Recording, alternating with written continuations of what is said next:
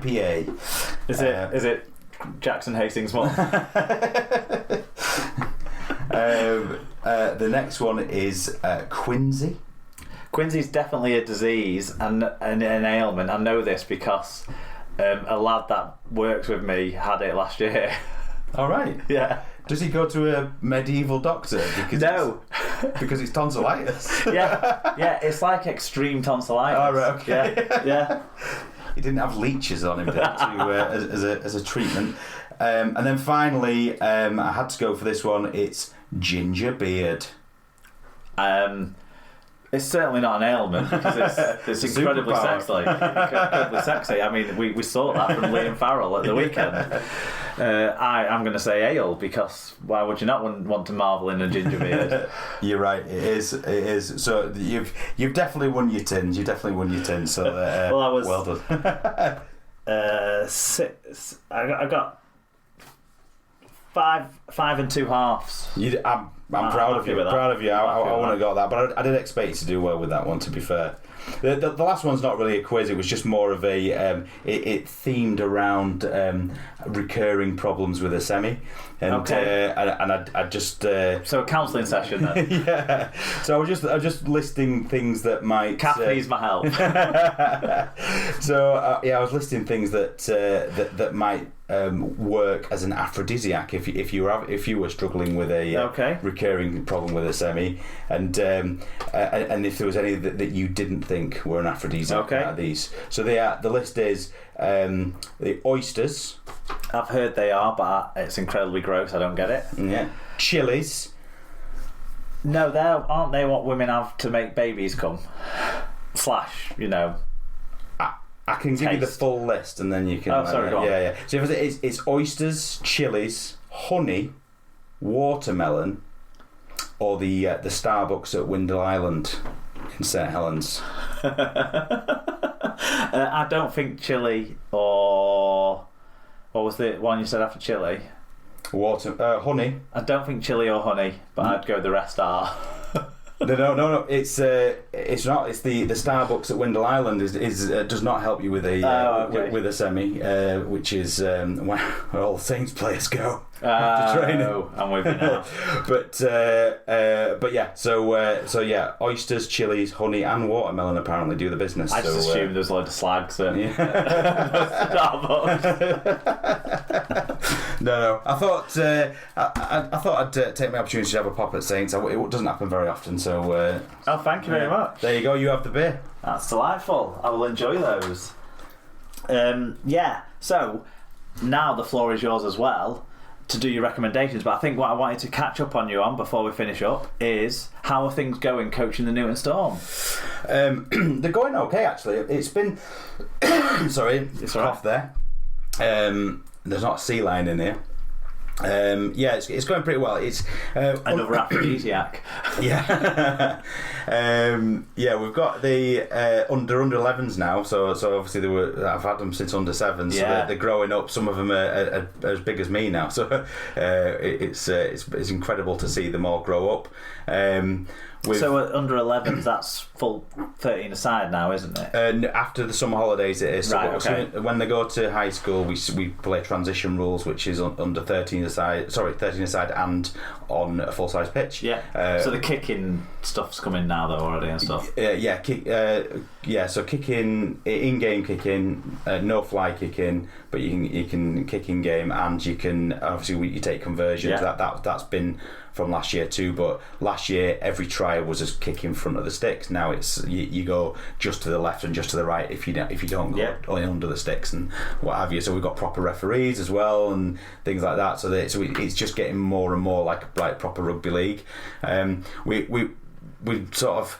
We're traditionally slow starters to the so we've always done this. We kind of like have a really poor kind of start to the year, and then we unbeatable towards the end, which is and we've kind of come through this kind of slow start. Yeah. We got a result this weekend against Haydock, who are our like local rivals. Cool. So it was a draw, but we scored a try in the last second, and that we had the kick to win it, but didn't manage to nail it, unfortunately. So it was very, very close, but an incredible performance from the team, and just exactly what we're looking for. So that's been really good. It's been good, and like I say, it's just really good to see the kids sort of growing up and coming on, and they're all going to high school in September. So yeah, growing up. Yeah, absolutely, which is good. And my youngest son, who's in the year behind, he's in under 10s at the minute. So he's playing prop now and enjoying himself. My eldest has converted himself into a centre, and that's what he's decided he is now. So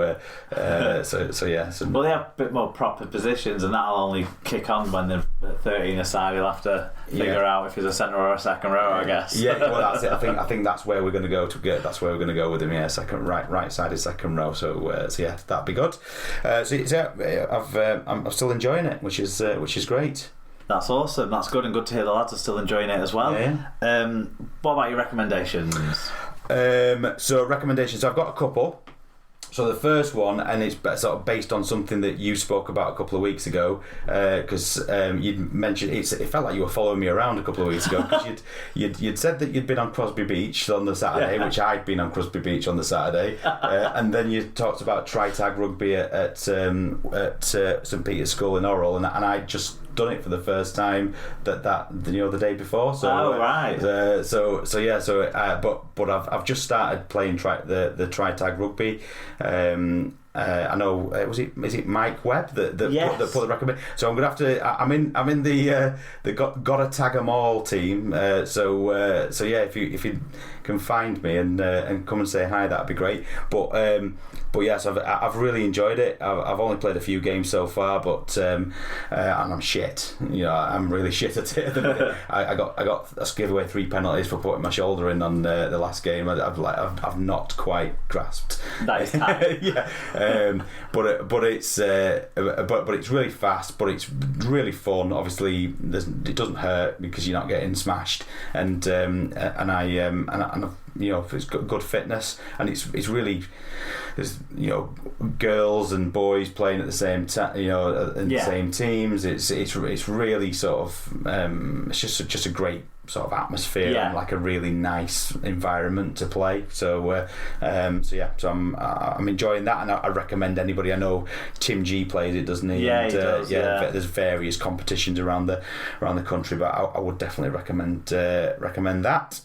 And then if anyone wants to start one up in Preston, or get yourself down to Wigan. It's too much of a trip after work. Yeah. Especially when I've got to write up the rundown and stuff. Yes, absolutely. Yeah, don't stop doing that. And then the other thing, it's kind of like a little bit of a rival, I guess, to a podcasting. But I got an Audible account in the close season because I didn't have as many podcasts to listen to, and I've just smashed a load of books that I couldn't be asked to read in real life. I didn't have time to read, like War and Peace, the entire Sherlock Holmes books. Is this just when you're working at home, this company, or no? When I'm walking the dog, dog walking, So I just I've sort of managed to get through like a load of classic books that I would never have read normally, but I've always kind of been on my bucket list to kind of get through. Stuff you feel like you should read, but you never find time to because it's. But now you've found time to. And it's so much nicer to have Tandy Newton read it to you than have to bother to read it yourself. So I would recommend that. But obviously, podcast first. Podcast first, exactly. Yeah. Well, actually, you mentioned Mike. Mike got in touch because I've been talking about canals recently on the show in my recommendations. Yeah. He got in touch about canal walking, and Mike said he's doing the same as me. He's walking a lot of the Leeds and Liverpool. He decided to get Saturday out of his head by doing the Top Lock Wealton to Riley Green moorings on Sunday. So Top Lock at Wealton is sort of just north of Chorley, so that sort of stretch in that sort of area, sort of east of Preston. He said, pub permanently shut and the moorings cafe burnt down. Summed up the weekend, really. Yeah, it's a shame actually. I walked past the top block at Warrington just before Christmas, and it is shut. But good. I might see you on the canal, Mike. My recommendation is The Staircase on Sky. Right. It's a dramatisation of the Michael Peterson true crime case. So people who listen to a lot of true crime stuff will be aware of it. It's an American true crime story. A guy who was an author and a wannabe politician, and his wife died falling down the staircase at the house. But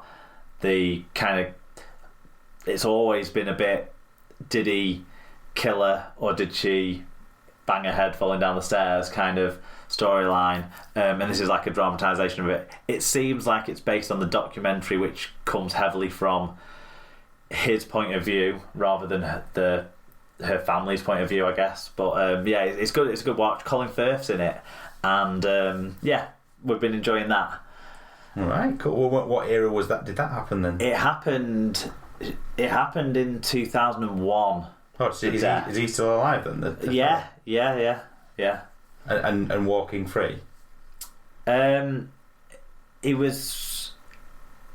did get convicted, but he's been released. But that might be a spoiler. But I haven't watched the end of the series. I just know that from knowing the true crime stuff. So I should have a spoiler. But to be honest, having known that already, but watching the dramatisation hasn't spoiled my enjoyment of the dramatisation, because I didn't know the ins and outs of the story. It's kind of a case that the American podcasts talk about a lot. It's like, it's a bit like this case when they're talking about other cases, kind of thing. But yeah, so yeah, we've been enjoying that, and that's kind of it for me this week, because my main recommendation is beating Saints in the semi-final. If you could do that, I'll tell you, it's an absolute pleasure.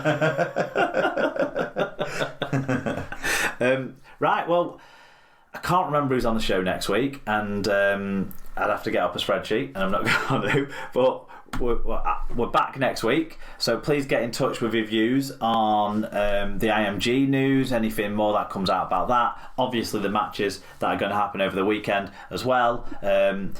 Anything else you want to tell us about, get in touch. Do you want to remind people about how they can get in touch and how they can get hold of the show if they want other options? So it's at Super League Pod on Twitter and Instagram. Facebook.com. Is that the South African Facebook? / Super League Pod. superleaguepod@gmail.com. And then superleague.com. Search for the show on Spreaker, Apple Podcasts, Google Podcasts, Podcast Addicts, Stitcher, Spotify, Overcast, or anywhere you normally find your podcasts. And we're on YouTube too. Yeah, shout out to our friends Rob's Megastore. Enter SLP10 at checkout and get 10% off your order. Little Warden, vital alerts for hidden issues. Head to littlewarden.com to see what they can do for you. And Sarah's Bookcase. Sarah sells Usborne books with access to over 3,000 titles from baby to young adults. There's something for everyone. Find out more on Facebook. Leigh, it's been a pleasure. It's been a delight to do an in-person show. I think probably it's going to be one of our longest wrap-ups with all them quizzes, but certainly it did the job of the wrap-up of covering non-rugby league topics as well as rugby league topics, so that's fantastic. I hope you've enjoyed it. I have. I always enjoy coming. Obviously, this is your new house, which I've never been in, so I thank you for your hospitality, and I've loved it. Yeah, it's been great. Excellent. Well, we'll have you back on next year for your obligatory appearance. But until next week, you'll hear from Leigh, I'm sure, in the fan reviews. Then keep... Well, what did I say? Thanks for listening to your favourite Rugby League podcast, the Super League Pod. Goodbye. Bye.